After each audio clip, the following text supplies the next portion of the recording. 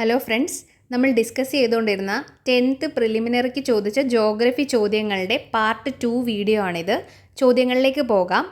ഹിമാലയത്തിലെ ലവണജല തടാകം ദാൽ, ലോണാർ, വൂളാർ, രാകാസ്. ഇവിടെ ഉത്തരം വരുന്നത് രാകാസ് ആണ്, ഹിമാലയത്തിലെ ലവണജല തടാകം. രാകാസ് ലവണജല തടാകമാണെന്നൊന്നും പരാമർശിച്ചിട്ടില്ല NCERT-യിൽ.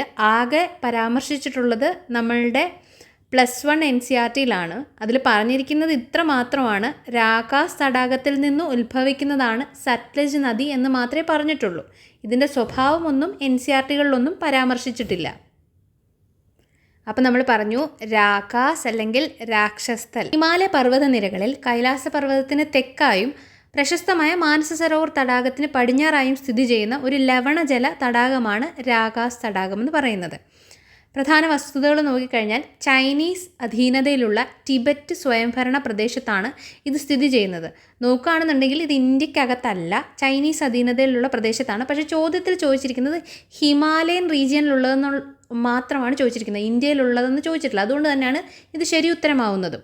പ്രധാനമായിട്ടും NCERT-യിൽ ഉൾപ്പെടെ പരാമർശിക്കുന്ന ഒരേ ഒരു ഫാക്റ്റ് എന്ന് പറഞ്ഞു കഴിഞ്ഞാൽ സിന്ധു നദീ വ്യവസ്ഥയിലെ പ്രധാന നദിയായ സത്ലജിൻ്റെ ഉത്ഭവസ്ഥാനം എന്ന രീതിയിൽ മാത്രമേ രാകാസിനെ പറ്റി പരാമർശിക്കുന്നുള്ളൂ. അതുപോലെ തന്നെ ഇതുമായി ബന്ധപ്പെട്ട് ഓർത്തിരിക്കേണ്ട ഒരു കാര്യമാണ്, സത്ലജ് നദിയെ ടിബറ്റിൽ ലാങ്ചൻ ഖംഭാബ് എന്നാണ് വിളിക്കുന്നത്. ഇതൊന്ന് ഓർത്തിരിക്കണേ. മറ്റൊരു പ്രധാനപ്പെട്ട കാര്യമാണ് ഗംഗാച്ചു. ഗംഗാച്ചു എന്ന് പറഞ്ഞാൽ ശുദ്ധജല തടാകമായ മാനസ സരോവറിനെയും ലവണജല തടാകമായ രാകാസിനെയും തമ്മിൽ ബന്ധിപ്പിക്കുന്ന ചെറിയൊരു പ്രകൃതിദത്തമായ അരുവിയാണ് ഗംഗാച്ചു എന്നറിയപ്പെടുന്നത്. ഇപ്പം ഇതുമായി ബന്ധപ്പെട്ടൊരു മിതോളജിക്കൽ കഥയുണ്ട്. ഹിന്ദു പുരാണ പ്രകാരം ലങ്കാധിപനായ രാവണൻ ശിവനെ പ്രീതിപ്പെടുത്താനായി ഈ തടാകക്കരയിൽ വെച്ച് തപസ് ചെയ്തു എന്ന് വിശ്വസിക്കപ്പെടുന്നു. നമുക്കിവിടെ ആവശ്യമുള്ളത് ഇതിനെ തന്നെ, ഈ ലേക്കിനെയാണ് രാവണത്താൽ എന്ന് വിളിക്കുന്നതും കൂടി അറിഞ്ഞിരിക്കണം. രാകാസ് ലേക്കിൻ്റെ മറ്റൊരു പേരാണ് രാവൺതാൽ എന്ന് അറിഞ്ഞിരിക്കുക. പ്രത്യേകത എന്താണെന്ന് വെച്ച് കഴിഞ്ഞാൽ ഇത് ഉപ്പുരസമുള്ള ജലമായതുകൊണ്ട് തന്നെ ഇവിടെ ജലജീവികളോ സസ്യങ്ങളോ ഒന്നും വളരുന്നില്ല. അതുകൊണ്ട് തന്നെ ഇതിനെ ഗോസ്റ്റ് ലേക്ക് എന്നും അറിയപ്പെടാറുണ്ട്. ഇതൊരു റെപ്രസെൻറ്റേറ്റീവ് മാപ്പാണ്. ഞാൻ പറഞ്ഞ പോലെ ഗംഗാച്ചു ഇതിനെ തമ്മിൽ ബന്ധിപ്പിക്കുന്നു. മാനസ സരോവറിനെയും രാകാസ് ലേക്കിനെയും കൂടെ ചെറിയൊരു അരുവി വഴി ബന്ധിപ്പിക്കുന്നുണ്ട്. ഏകദേശം ഒരു ലൊക്കേഷൻ കാണിക്കുന്ന ഒരു റെപ്രസെൻറ്റേഷൻ മാപ്പാണിത്. ഓപ്ഷൻസിൽ പറഞ്ഞിട്ടുള്ള മറ്റ് ലേക്സിനെ പറ്റി നോക്കാം. ലോണാർ ലേക്ക് മഹാരാഷ്ട്രയിലെ ബുൽധാന ജില്ലയിലാണ് ലോണാർ ലേക്ക് ഉള്ളത്. പ്ലീസ്റ്റോസീൻ യുഗത്തിൽ ഭൂമിയിൽ പതിച്ച ഒരു ഭീമാകാരമായ ഉൽക്കാപതനം, മീറ്റീരിയറൈറ്റ് ഇമ്പാക്റ്റ് മൂലമാണ് രൂപപ്പെട്ട ഇന്ത്യയിലെ ഒരേ ഒരു തടാകമാണിത്. ഇതൊരു ഉപ്പുവെള്ള തടാകമാണ്, സലൈൻ ലേക്കാണ്. ഈ തടാകം ഒരു റാംസർ സൈറ്റ് കൂടിയാണ്. ഇത് ഈ അടുത്തിടെ ഇതിനൊരു പിങ്ക് കളർ വന്നിരുന്നു, അങ്ങനെ ഇത് ന്യൂസിലുണ്ടായിരുന്നു. പിന്നെ ദാൽ ആൻഡ് വൂളാർ ലേക്ക് നോക്കുകയാണെന്നുണ്ടെങ്കിൽ രണ്ടും ജമ്മു കാശ്മീരിലാണുള്ളത്. രണ്ടും ഹിമാലയൻ മേഖലയിൽ തന്നെയാണ്, പക്ഷേ ശുദ്ധജല തടാകങ്ങളാണ്. വൂളാർ ലേക്കാണ് ഇന്ത്യയിലെ ഏറ്റവും വലിയ ശുദ്ധജല തടാകം. ഹിമാലയൻ റീജിയനിലുള്ള മറ്റ് ഇമ്പോർട്ടൻ്റ് ആയിട്ടുള്ള ലവണ തടാകങ്ങളാണ് പാങ്ങോങ് സോയും സൊമോറീരിയും. പാങ്ങോങ് സോ ഒരു എൻഡോഹെറിക് ലേക്ക് എന്നാണ് അറിയപ്പെടുന്നത്, കാരണം അത് കരയാൽ ചുറ്റപ്പെട്ട ഒരു ലവണജല തടാകമാണ്. ഇത് നമ്മുടെ ഒരു ബോർഡറിലാണ്, ഇന്ത്യ ചൈന ബോർഡറിലാണ്. അതുകൊണ്ട് തന്നെ ഇതിൻ്റെ ഭൂരിഭാഗവും ചൈനയിലാണ് സ്ഥിതി ചെയ്യുന്നത്. സൊമോറീരി ലഡാക്കിൽ തന്നെയുള്ളൊരു മറ്റ് പ്രധാനപ്പെട്ട ലവണജല തടാകവും റാംസർ സൈറ്റുമാണ്. ഇതിനോടൊപ്പം തന്നെ നോട്ട് ചെയ്ത് വെച്ച് പഠിക്കേണ്ട മറ്റൊരു ലേക്കാണ് സാമ്പാർ ലേക്ക് എന്ന് പറയുന്നത്. രാജസ്ഥാനിലാണ് ലൊക്കേറ്റ് ചെയ്തിരിക്കുന്നത്. ഇന്ത്യയിലെ ഏറ്റവും വലിയ ലവണജല തടാകമാണത്. അതും കൂടെ ഒന്ന് നോട്ട് ചെയ്ത് വെച്ചേക്കണേ. പ്രാചീന കാലത്ത് ബംഗാളിലെ സോനാർ താഴ്വരയെയും സിന്ധു താഴ്വരയെയും ബന്ധിപ്പിച്ചിരുന്ന പാത ഷാഹി പാത, മുഗൾ പാത, ജഹനാര പാത, ഷുർക്കി പാത. ഇവിടെ ശരിയായ ഉത്തരം വരുന്നത് ഷാഹി പാത എന്നതാണ്. +2 ജോഗ്രഫി NCERT-യിൽ ഈ ഫാക്റ്റ് കൃത്യമായിട്ട് മെൻഷൻ ചെയ്തിട്ടുണ്ട്. ബംഗാളിലെ സോനാർ താഴ്വര മുതൽ സിന്ധു താഴ്വര വരെ തൻ്റെ സാമ്രാജ്യം ശക്തിപ്പെടുത്തുന്നതിനും ഒരുമിപ്പിക്കുന്നതിനും വേണ്ടി ഷേർഷാ സൂരി നിർമ്മിച്ചതാണ് ഷാഹി റോഡ് എന്ന് പറഞ്ഞിട്ടുണ്ട്. കൽക്കട്ടയെ പെഷാവറുമായി ബന്ധിപ്പിക്കുന്ന ഈ റോഡിനെ ബ്രിട്ടീഷ് കാലഘട്ടത്തിൽ ഗ്രാൻഡ് ട്രങ്ക് റോഡ് എന്നും പുനർനാമകരണം ചെയ്തിരുന്നു. ഇപ്പോൾ ഈ റോഡെന്ന് പറയുന്നത് രണ്ടായിട്ട് വിഭജിച്ചിട്ടുണ്ട്. NH1-ൻ്റെയും NH2-ൻ്റെയും ഭാഗമായിട്ടാണ് ഇത് ഉള്ളത് എന്നും പറയുന്നുണ്ട്. നമ്മളീ പറഞ്ഞ ഷാഹി റോഡിൻ്റെ ഒരു റെപ്രസെൻറ്റേഷനാണ് ഈ കാണിച്ചിരിക്കുന്നത്. സിന്ധു താഴ്വര മുതൽ സോനാർ താഴ്വര വരെ എന്നാണ് പറഞ്ഞത്. ഇങ്ങനെയായിരുന്നു അതുണ്ടായിരുന്നത്. ഷാഹി പാതയുടെ മറ്റു പേരുകളാണ് സഡക്കിയാസം, Badshahi Sadak, grand trunk road. ഇത് ഓർത്തിരുന്നോളാം, ഗ്രാൻഡ് ട്രങ്ക് റോഡ്. ഇത് നിർമ്മിച്ചത് ഷേർഷാ സൂരിയാണ്, അല്ലെങ്കിൽ പുനരുദ്ധാരണം ചെയ്തത് ഷേർഷാ സൂരിയാണ്. ബന്ധിപ്പിച്ച സ്ഥലങ്ങൾ എന്ന് പറഞ്ഞാൽ നമ്മൾ പറഞ്ഞു, സോനാർ താഴ്വര മുതൽ സിന്ധു താഴ്വര വരെയായിരുന്നു, ഇന്നത്തെ പാകിസ്ഥാനിലെ പെഷാവർ വരെ. ഉത്തരാപഥം അത് വേറൊരു പാത്വേ ആണ്. മൗര്യ സാമ്രാജ്യ സ്ഥാപകനായ ചന്ദ്രഗുപ്ത മൗര്യൻ്റെ കാലത്തുണ്ടായിരുന്ന പുരാതന പാതയുടെ പേരാണ് എന്തെന്ന് പറയുന്നത്, ഉത്തരാപഥം. ഇതും NCERT മെൻഷൻ ചെയ്യുന്നുണ്ട്. ഷേർഷായുടെ നവീകരണം. 16-ാം നൂറ്റാണ്ടിൽ മൗര്യന്മാരുടെ ഈ പഴയ രാജപാത പുനരുദ്ധീകരിക്കുകയും വികസിപ്പിക്കുകയും ചെയ്തത് ഷേർഷാ സൂരിയാണ്. അദ്ദേഹമാണ് ഇതിന് സടക്കി ആസം അല്ലെങ്കിൽ ഷാഹി പാത എന്ന് പേരിട്ടത്. ശരിക്കും പറഞ്ഞാൽ രാജകീയ പാത എന്ന അർത്ഥമാണ് വരുന്നത്. ബ്രിട്ടീഷ് ഭരണകാലത്ത് ഗവർണർ ജനറൽ ആയിട്ടുള്ള ലോർഡ് ഓക്ലൻഡിൻ്റെ സമയത്ത് ഈ പാതയ്ക്ക് എന്ത് പേര് മാറ്റി നൽകി? ഗ്രാൻഡ് ട്രങ്ക് റോഡെന്ന് പുനർനാമകരണം ചെയ്തു. നിലവിൽ ഇത് NH2-ൻ്റെയും NH1-ൻ്റെയും ഭാഗമായിട്ടാണ് കിടക്കുന്നത്. ഷേർഷാ സൂരിയുമായി ബന്ധപ്പെട്ട് PSC ചോദിച്ചിട്ടുള്ള ചില പ്രീവിയസ് ഫാക്റ്റുകളാണ്. ഷേർഷാ സൂരിയുടെ യഥാർത്ഥ നാമം ഫരീദ് എന്നാണ്. സൂർ ഡൈനാസ്റ്റി. മുഗൾ ചക്രവർത്തിയായ ഹുമയൂണിനെ തോൽപ്പിച്ച് 1540-ൽ ഷേർഷാ ദില്ലിയിലാണ് സൂർ രാജവംശം സ്ഥാപിക്കുന്നത്. സരായിസ്. ഷാഹി പാതയിൽ യാത്രക്കാരെയും വ്യാപാരികളുടെയും വിശ്രമത്തിനായി 2 കോസ് ഇടവിട്ട് ഷേർഷാ നിർമ്മിച്ച വിശ്രമ കേന്ദ്രങ്ങളാണ് സരായിസ് എന്നറിയപ്പെടുന്നത്. കോസ് മിനാർ. ദൂരം അളക്കുന്നതിനായി പാതയോരങ്ങളിൽ സ്ഥാപിച്ച നാഴികക്കല്ലുകളാണ് കോസ് മിനാർ. ഇന്ത്യയിൽ ആദ്യമായി റുപ്പയ എന്ന വെള്ളി നാണയം അവതരിപ്പിച്ചതും ആരാണ്? ഷേർഷാ സൂരിയാണ്. റവന്യൂ പരിഷ്കാരം. കർഷകരുമായി നേരിട്ട് നികുതി നിശ്ചയിക്കുന്ന റോട്ട്വാരി സമ്പ്രദായത്തിൻ്റെ ആദ്യ രൂപം കൊണ്ടുവന്നതും ഭൂമിയുടെ ഉടമസ്ഥാവകാശം വ്യക്തമാക്കുന്ന പട്ടയ സമ്പ്രദായം ആരംഭിച്ചതും ഷേർഷാ സൂരിയാണ്. 1545-ലാണ് ഷേർഷാ മരണപ്പെടുന്നത്. കല്ലറ എവിടെയാണുള്ളത്? ബീഹാറിലെ സംസാരം എന്ന സ്ഥലത്താണ് ഷേർഷാ സൂരിയുടെ കല്ലറ സ്ഥിതി ചെയ്യുന്നത്. അടുത്ത ചോദ്യം. എണ്ണപ്പാടം അടിസ്ഥാനമാക്കിയുള്ള ഇന്ത്യയിലെ എണ്ണ ശുദ്ധീകരണശാല. മധുര, ദിഗ്ബോയ്, ബറോണി, പാനിപ്പട്ട്. ഇവിടെ ശരിയായ ഉത്തരം എന്ന് പറയുന്നത് ദിഗ്ബോയ് ആണ്. നമ്മുടെ +2 NCERT-യിൽ ഇത് കൃത്യമായിട്ട് കൊടുത്തിട്ടുണ്ട്. എണ്ണപ്പാടം അടിസ്ഥാനമാക്കിയുള്ള എണ്ണ ശുദ്ധീകരണശാലയ്ക്ക് ഉദാഹരണമാണ് ദിഗ്ബോയ്. കമ്പോള അടിസ്ഥാനത്തിലുള്ള എണ്ണ ശുദ്ധീകരണശാലയ്ക്ക് ഉദാഹരണമാണ് ബറോണി. ചിലപ്പോൾ അടുത്ത ഘട്ടത്തിൽ ഇതായിരിക്കും ചോദിക്കുന്നത്. ദിഗ്ബോയ് ആണ് ഇന്ത്യയിലെ ഏറ്റവും പഴക്കമേറിയതും എണ്ണപ്പാടം അടിസ്ഥാനമാക്കിയുള്ളതുമായ ഫീൽഡ് ബേസ്ഡുമായിട്ടുള്ള എണ്ണ ശുദ്ധീകരണശാല. മധുര, ബറൗണി, പാനിപ്പട്ട് ഇവയെല്ലാം മാർക്കറ്റ് ബേസ്ഡ് ആണ്. മാർക്കറ്റ് ബേസ്ഡ് അല്ലെങ്കിൽ വിപണി അടിസ്ഥാനമാക്കിയുള്ള എണ്ണ ശുദ്ധീകരണശാലകളാണ്. അതായത് എണ്ണ ഉത്പാദിപ്പിക്കുന്ന സ്ഥലങ്ങളിൽ നിന്ന് അകലെ ഉപഭോഗം കൂടുതലുള്ള സ്ഥലങ്ങൾ അല്ലെങ്കിൽ വിപണിക്ക് സമീപമാണ് ഇവ സ്ഥിതി ചെയ്യുന്നത്. ഇന്ത്യയിലെ പെട്രോളിയം വ്യവസായത്തെയും എണ്ണ ശുദ്ധീകരണശാലകളെയും പറ്റി നോക്കിയാലോ. ഇന്ത്യയിലെ ഓയിൽ റിഫൈനറികളെ പ്രധാനമായിട്ടും 2ആയിട്ടാണ് തിരിക്കുന്നത്. നമ്മൾ പറഞ്ഞ പോലെ ഫീൽഡ് ബേസ്ഡ് ആയിട്ടുള്ളതുകൊണ്ട് മാർക്കറ്റ് അധിഷ്ഠിതമായിട്ടുള്ളതുകൊണ്ട്. ഇതിൻ്റെ ഉദാഹരണങ്ങളാണ് ഫീൽഡ് ബേസ്ഡ് എന്നാണ് ദിഗ്ബോയ് ഒരു ഉദാഹരണമാണ് പറഞ്ഞു. മാർക്കറ്റ് ബേസ്ഡ് റിഫൈനറി എന്ന് പറയുമ്പോൾ എണ്ണപ്പാടങ്ങളിൽ നിന്ന് പൈപ്പ് ലൈനുകൾ വഴി ക്രൂഡ് ഓയിൽ എത്തിച്ച് വിപണികൾക്ക് സമീപം വെച്ച് ശുദ്ധീകരിക്കുന്നവയാണ് ഏത്? മാർക്കറ്റ് ബേസ്ഡ് ആയിട്ടുള്ളത്. അതിന് ഉദാഹരണം മധുര, ബറൗണി, പാനിപ്പട്ട്, കൊച്ചി റിഫൈനറി ഇവയൊക്കെ അതിന് ഉദാഹരണമാണ്. ദിഗ്ബോയെ പറ്റി നോക്കാം. ദിഗ്ബോയ് ആസാമിലാണ് സ്ഥിതി ചെയ്യുന്നത്. ഏഷ്യയിലെയും ഇന്ത്യയിലെയും ഏറ്റവും ആദ്യത്തെ വിജയകരമായ എണ്ണക്കിണർ ദിഗ്ബോയിലാണ്. 1889-ലൊക്കെ ഇത് ഡിസ്കവർ ചെയ്യുന്നുണ്ട്. ഇന്ത്യയിലെ ഏറ്റവും പഴക്കമേറിയതും ആദ്യത്തേതുമായ എണ്ണ ശുദ്ധീകരണശാല 1901-ൽ ദിഗ്ബോയിൽ സ്ഥാപിതമായി. ഇന്ത്യയുടെ എണ്ണ നഗരം എന്നറിയപ്പെടുന്നത്, ഓയിൽ സിറ്റി ഓഫ് ഇന്ത്യ എന്നറിയപ്പെടുന്നത് ദിഗ്ബോയാണ്. എവിടെയാണുള്ളത്? ആസാമിൽ. ഇന്ത്യയിലെ ഏറ്റവും വലിയ എണ്ണപ്പാടം എവിടെയാണുള്ളത്? മുംബൈ ഹൈയിലാണ്, അറബിക്കടലിൽ സ്ഥിതി ചെയ്യുന്നു. കൊച്ചി റിഫൈനറി കേരളത്തിലെ ഏക എണ്ണ ശുദ്ധീകരണശാലയാണ്. ഇത് എറണാകുളത്തെ അമ്പലമുകളിൽ സ്ഥിതി ചെയ്യുന്നു. 1966-ൽ സ്ഥാപിതമായി. ഇന്ത്യയിലെ ഏറ്റവും വലിയ സ്വകാര്യ എണ്ണ ശുദ്ധീകരണശാല ഏതാണ്? റിലയൻസിൻ്റെ ജാംനഗർ റിഫൈനറിയാണ്, ഗുജറാത്തിലാണുള്ളത്. ഇത് പറഞ്ഞാൽ ലോകത്തിലെ തന്നെ ഏറ്റവും വലിയ റിഫൈനറി സമുച്ചയമാണ്. ഒറ്റപ്പാലം ഇന്ത്യയിലെ ആദ്യത്തെ പ്രതിരോധ അധിഷ്ഠിത വ്യവസായ പാർക്ക് സ്ഥിതി ചെയ്യുന്ന എവിടെയാണ്? കേരളത്തിലെ ഒറ്റപ്പാലത്താണ്. ഇന്ത്യയിൽ ആദ്യമായി എണ്ണ കണ്ടെത്തിയത് എവിടെയാണ്? ആസാമിലെ മാക്കും എന്ന സ്ഥലത്താണ്. ഇത് NCERT-യിൽ പറഞ്ഞിട്ടുള്ളൊരു റിഫൈനറിയാണ്. എന്നാൽ വാണിജ്യ അടിസ്ഥാനത്തിൽ ഉൽപ്പാദനം തുടങ്ങിയത് എവിടെയാണ്? ദിഗ്ബോയിലാണ്. കുറച്ച് റിലേറ്റഡ് ഫാക്ട്സ് ആണ്. ഇന്ത്യയിലെ പ്രധാനപ്പെട്ട ഓയിൽ ഫീൽഡ് എവിടെയാണെന്നും അവ സ്ഥിതി ചെയ്യുന്ന സംസ്ഥാനങ്ങൾ എവിടെയാണെന്നും. നോർത്ത് ഈസ്റ്റേൺ സ്റ്റേറ്റ്സ്, അസം മേഖല നോക്കാം. ദിഗ്ബോയ്, ഇന്ത്യയിലെ ആദ്യ വാണിജ്യ എണ്ണപ്പാടം. നഹർകട്ടിയ, ദിഗ്ബോയ്ക്ക് തെക്ക് പടിഞ്ഞാറായി സ്ഥിതി ചെയ്യുന്ന പ്രധാന എണ്ണപ്പാടമാണ്. മൊരാർ ഹുഗ്രുജൻ, അസമിലെ മറ്റൊരു പ്രധാനപ്പെട്ട നിക്ഷേപ മേഖലയാണ്. രുദ്രസാഗർ, ലക്വ, ശിവസാഗർ ജില്ലയിലെ പ്രധാനപ്പെട്ട എണ്ണപ്പാടങ്ങളാണ്. നിങ്ങൾ അറിയേണ്ടത് ഇതെല്ലാം ലൊക്കേറ്റ് ചെയ്തിരിക്കുന്നത് നോർത്ത് ഈസ്റ്റേൺ സ്റ്റേറ്റിലാണ്, ആ ഏരിയയിലാണെന്നുള്ളത് അറിഞ്ഞിരിക്കുക.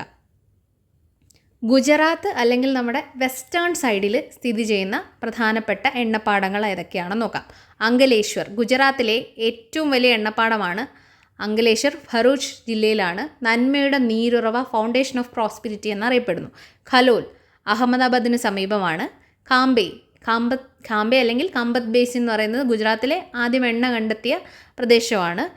ലൂണേജ്, ഗുജറാത്തിൽ ആദ്യമായി വാണിജ്യ അടിസ്ഥാനത്തിൽ എണ്ണ ഖനനം തുടങ്ങിയ സ്ഥലമാണ്.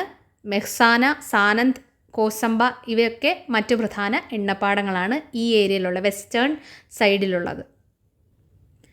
രാജസ്ഥാനിലെ നോക്കാം. സമീപകാലത്ത് ഇന്ത്യയിൽ ഏറ്റവും കൂടുതൽ എണ്ണ ഉൽപ്പാദിപ്പിക്കുന്ന കരഭൂമിയിലെ ഓൺഷോർ പ്രധാനപ്പെട്ട മേഖല ഇതാണ്. മംഗള, ഭാഗ്യം, ഐശ്വര്യ, സരസ്വതി ഇതൊക്കെ അവിടെയുള്ള എണ്ണപ്പാടങ്ങളാണ് ഇവിടെ രാജസ്ഥാനിലുള്ള. നമ്മൾ ഇത്രയും നേരം ഓൺഷോർ ആയിട്ടുള്ള എണ്ണപ്പാടങ്ങളെ അല്ലെങ്കിൽ ഓയിൽ ഫീൽഡ്സിനെയൊക്കെ പറ്റിയാണ് പറഞ്ഞത്. ഓഫ് ഷോർ എണ്ണപ്പാടങ്ങൾ ഏതൊക്കെയാണെന്ന് നോക്കാം. അതായത് കടലിൽ സ്ഥിതി ചെയ്യുന്നത്. മുംബൈ ഹൈ, ഇന്ത്യയിലെ ഏറ്റവും വലിയ എണ്ണപ്പാടമാണ്. ഇത് മഹാരാഷ്ട്ര തീരത്തു നിന്ന് അകലെ അറബിക്കടലിലാണ് സ്ഥിതി ചെയ്യുന്നത്. 1974 കണ്ടെത്തിയത്. 76 ഉൽപ്പാദനം തുടങ്ങുന്നത്. ഇവിടെ എണ്ണ ഖനനത്തിനായി ഉപയോഗിക്കുന്ന കപ്പലാണ് സാഗർ സമ്രാട്ട്. പാസീൻ, മുംബൈ ഹൈക്ക് തെക്കായിട്ട് സ്ഥിതി ചെയ്യുന്ന വലിയ പ്രകൃതിവാതക എണ്ണ നിക്ഷേപമാണ്. നാച്ചുറൽ ഗ്യാസ് ആൻഡ് ഓയിൽ ഫീൽഡാണ്. അലിയബെറ്റ്, ഗുജറാത്തിലെ ഭാവ്നഗറിന് സമീപം ഗൾഫ് ഓഫ് ഖാമ്പത്തിൽ സ്ഥിതി ചെയ്യുന്ന ദ്വീപ് എണ്ണപ്പാടമാണ്. ഇനി നമ്മുടെ ഈസ്റ്റേൺ കോസ്റ്റിലുള്ള പ്രധാനപ്പെട്ട ഓയിൽ ബേസിനുകൾ ഏതൊക്കെയാണെന്ന് നോക്കാം. കൃഷ്ണ ഗോദാവരി ബേസിൻ, ആന്ധ്രാപ്രദേശ് തീരത്തെ ബംഗാൾ ഉൾക്കടൽ മേഖലയിലുള്ള പ്രകൃതിവാതക നിക്ഷേപത്തിന് ഏറെ പ്രശസ്തമായതാണ് ഈ കൃഷ്ണ ഗോദാവരി ബേസിൻ. കാവേരി ബേസിൻ, തമിഴ്നാട് തീരത്തെ എണ്ണവാതക നിക്ഷേപ മേഖലയാണ്. ഉദാഹരണം നരിമാനം, കോവിളപ്പൽ. മെയ് ജൂൺ മാസങ്ങളിൽ രാജസ്ഥാനിലെ മരുപ്രദേശങ്ങളിൽ നിന്ന് സമതലത്തിലേക്ക് വീശുന്ന ശക്തിയേറിയ വരണ്ട ഉഷ്ണക്കാറ്റ് ഏത്? മൺസൂൺ, ചിനൂക്ക്, ലൂ, ഫൊൻ. ഇവിടുത്തെ കറക്റ്റ് ആൻസർ ലൂ ആണ്. നമ്മുടെ 10ാം ക്ലാസ് SCRTയിൽ ഇത് പ്രതിപാദിച്ചിട്ടുണ്ട് കൃത്യമായിട്ട്. ഇവിടെ പറഞ്ഞിരിക്കുന്ന എക്സാമ്പിൾ ജസ്റ്റ് ഒന്ന് നോക്കാം. ലൂ ഉത്തരേന്ത്യൻ സമതലം ഉഷ്ണക്കാറ്റാണ്. ചിനൂക്ക് വടക്കേ അമേരിക്കയിലെ റോക്കി പർവ്വത ചെരുവിലാണ് ഇത് വീശുന്നത്. വരണ്ട ഉഷ്ണക്കാറ്റാണ്. ഫൊൻ യൂറോപ്പിലെ ആൽസ് പർവ്വത ചരിവിലാണ് ഇത് വീശുന്നത്. ഇതും വരണ്ട ഉഷ്ണക്കാറ്റാണ്. ഹർമാറ്റൺ ആഫ്രിക്കയിലെ സഹാറ മരുഭൂമിയിലാണ് ഇത് വീശുന്നത്. കൊടും ചൂടിന് ശമനമേകുന്ന കാറ്റാണിത്. ഇത് പ്രത്യേകം ഈ ടേബിൾ നോട്ട് ചെയ്ത് വെച്ച് പഠിക്കുക. മെയ് ജൂൺ മാസങ്ങളിൽ വടക്ക് പടിഞ്ഞാറൻ ഇന്ത്യയിലും നോർത്ത് വെസ്റ്റ് പാകിസ്ഥാനിലും വീശുന്ന അതിശക്തമായ ഉഷ്ണക്കാറ്റാണ് ലൂ എന്ന് പറയുന്നത്. ലൂവിനെ പറ്റിയുള്ള പ്രധാനപ്പെട്ട കാര്യങ്ങൾ നോക്കാം. വളരെ ഉയർന്ന താപനിലയിലുള്ളതും 45 degree Celsius to 50 degree Celsius വരെ വരണ്ടതുമായ ഉഷ്ണക്കാറ്റാണിത്. രാജസ്ഥാൻ, പഞ്ചാബ്, ഹരിയാന, ഉത്തർപ്രദേശ്, ബീഹാർ തുടങ്ങിയ വടക്കേ ഇന്ത്യൻ സമതല പ്രദേശങ്ങളിലാണ് ഇതിൻ്റെ ഒരു ഇൻഫ്ലുവൻസ് ഉള്ളത്. ഈ കാറ്റ് നേരിട്ടേൽക്കുന്നത് കഠിനമായ ഡീഹൈഡ്രേഷൻ, നിർജ്ജലീകരണത്തിനും സൺസ്ട്രോക്കിനും സൂര്യാഘാതമേൽക്കാനും കാരണമാകാറുണ്ട്. മറ്റ് ഓപ്ഷൻസ് കൂടെ നോക്കാം. നമ്മൾ ഓൾറെഡി ചിനൂക്കിനെ പറ്റി പറഞ്ഞു. വടക്കേ അമേരിക്കയിലെ റോക്കി പർവ്വത നിരകളുടെ കിഴക്കൻ ചെരുവുകളിൽ വീശുന്ന ഉഷ്ണക്കാറ്റാണ്. മഞ്ഞിനെ വേഗത്തിൽ ഉരുക്കി കളയുന്നതിനാൽ ഇതിനെ മഞ്ഞ് ഭക്ഷിണി അല്ലെങ്കിൽ സ്നോ ഈറ്റർ എന്നും വിളിക്കാറുണ്ട്. സ്നോ ഈറ്റർ എന്ന് വിളിക്കുന്ന ആരെയാണ്? ചിനൂക്കിനെയാണ്. എവിടെയാണ്? വടക്കേ അമേരിക്കയിലെ റോക്കി മൗണ്ടെയിൻ റേഞ്ചസിലാണ്. അതിൻ്റെ കിഴക്കൻ ചെരുവുകളിലാണ് വീശുന്നത്. ഉഷ്ണക്കാറ്റാണ്. ഫൊൻ യൂറോപ്പിലെ ആൽസ് പർവ്വതനിരകളിലെ വടക്കൻ ചെരുവുകളിൽ വീശുന്ന വരണ്ട ഉഷ്ണക്കാറ്റാണ്. ഇത് മുന്തിരി വിളവെടുപ്പിന് വളരെ സഹായകരമാണ്. ഫൊൻ യൂറോപ്പിലാണ്, ആൽസ് പർവ്വതനിരകളിലാണ്, ഉഷ്ണക്കാറ്റാണ്. മൺസൂൺ ഒരു പ്രാദേശികവാദമാണോ? അല്ല. മൺസൂൺ ഒരു ഋതുക്കൾക്കനുസരിച്ച് വീശുന്ന സീസണൽ വിൻഡാണ്. മൗസിം എന്ന അറബി വാക്കിൽ നിന്നാണ് മൺസൂൺ എന്ന പേര് വന്നത്. ഇന്ത്യയിലെ വേനൽക്കാല പ്രാദേശികവാദങ്ങൾ അല്ലെങ്കിൽ പ്രീ മൺസൂൺ ഷവേഴ്സ് ഏതൊക്കെയാണെന്ന് നോക്കാം. മാംഗോ ഷവേഴ്സ് കേരളം, കർണാടക സംസ്ഥാനങ്ങളിൽ വീശുന്ന മാമ്പഴം വേഗത്തിൽ പഴുക്കാൻ സഹായിക്കുന്ന വേനൽ മഴ ആണ് മാംഗോ ഷവേഴ്സ് എന്നറിയപ്പെടുന്ന പ്രാദേശികവാദം അല്ലെങ്കിൽ പ്രാദേശിക മഴ. കാൽ ബൈശാഖി. പശ്ചിമ ബംഗാൾ, അസം റീജിയനിലാണ് കാൽ ബൈശാഖി ഇൻഫ്ലുവൻസ് ചെയ്യുന്നത്. വൈശാഖ മാസത്തിൽ വീശുന്ന ഭീകരമായ കൊടുങ്കാറ്റാണ് നെൽകൃഷിക്കും ചായ കൾട്ടിവേഷനും അനുയോജ്യമാണ്. Blossom shower. കേരളം കർണാടക റീജിയനിലാണ് ബ്ലോസം ഷവറിൻ്റെ ഇൻഫ്ലുവൻസ് ഉള്ളത്. കാപ്പിച്ചെടികൾ പൂക്കാൻ സഹായിക്കുന്നതിനാൽ കോഫി ഷവർ എന്നും പറയുന്നു. ബർദോളി ചിർഹ. ബർദോളി ചിർഹ അസം സ്റ്റേറ്റിലാണ് ഉള്ളത്. അസമിലെ തേയിലത്തോട്ടങ്ങൾക്ക് ഉപകാരപ്പെടുന്ന വേനൽ മഴയാണ് ബർദോളി ചീർഹ എന്ന് വിളിക്കുന്നത്. നമ്മൾ ഈ വിൻഡിൻ്റെ ഒരു മാപ്പ് റെപ്രസെൻറ്റേഷനാണ്. Kalbaishakhi, mango showers, blossom shower, Chinook പോലെയുള്ള വിൻഡ്. പിന്നെ ലു. പ്രീവിയസ് ഇയർ ക്വസ്റ്റ്യൻസ് നോക്കാം. വടക്കേ ഇന്ത്യൻ സമതലങ്ങളിൽ വേനൽക്കാലത്ത് വീശുന്ന ഉഷ്ണക്കാറ്റ് ഏതാണ്? ലു. ലോകത്ത് സ്നോ ഈറ്റർ അല്ലെങ്കിൽ മഞ്ഞു ഭക്ഷണി എന്നറിയപ്പെടുന്ന പ്രാദേശികവാദം ഏതാണ്? ചിനൂക്ക്. പശ്ചിമ ബംഗാളിൽ വേനൽക്കാലത്ത് അനുഭവപ്പെടുന്ന ഇടിയോട് കൂടിയ കാറ്റും മഴയും ഏത് പേരിലാണ് അറിയപ്പെടുന്നത്? ഖൽ ബൈശാഖി. മൺസൂൺ എന്ന പദം രൂപം കൊണ്ട മൗസിം ഏത് ഭാഷയിലെ വാക്കാണ്? അറബി. ഇന്ത്യയുടെ റിമോട്ട് സെൻസിംഗ് ഉപഗ്രഹങ്ങൾ നൽകുന്ന വിവരങ്ങളുടെ ശേഖരണം, സംഭരണം, സംസ്കരണം, വിതരണം എന്നിവയുടെ എല്ലാം പൂർണ്ണമായ ചുമതലയുള്ള നാഷണൽ റിമോട്ട് സെൻസിംഗ് സെൻറ്ററിൻ്റെ ആസ്ഥാനം എവിടെയാണ്? ഹൈദരാബാദ്, കൊച്ചി, ഡൽഹി, പാറ്റ്ന.